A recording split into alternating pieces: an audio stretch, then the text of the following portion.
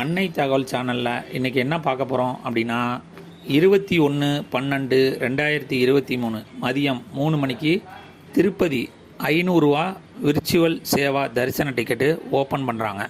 இந்த 500 ரூபா விர்ச்சுவல் சேவா தரிசன டிக்கெட்டுங்கிறது என்ன அப்படின்னா 200 ரூபா விர்ச்சுவல் சேவாவுக்கும் 300 ரூபா தரிசன டிக்கெட்டுக்கும் சார்ஜ் பண்ணுறாங்க. இது எந்த மாதத்துக்கு அப்படின்னா 1/3/2024 முதல் 31/3/2024 வரை புக் செய்யலாம் அப்படின்னு சொல்லியிருக்காங்க. மார்ச் மாதத்தில் பிறந்த நாள் மற்றும் திருமண நாள் கொண்டாடுறவங்க கண்டிப்பாக அந்த தேதியில் தரிசனம் பண்ணணும்னு நினைக்கிறவங்க இந்த 500 ரூபா விர்ச்சுவல் சேவா டிக்கெட் புக் பண்ணுறது நல்லது. ஏன்னா 300 ரூபா டிக்கெட் சம்டைம்ஸ் சர்வர் எரரு இல்லை அந்த தேதியில் புக் பண்ண முடியாமல் போகிறதுக்கான வாய்ப்புகள் இருக்குது. அதனால் இந்த சேவா டிக்கெட்டு புக் பண்ணி வச்சுக்கிறது நல்லது.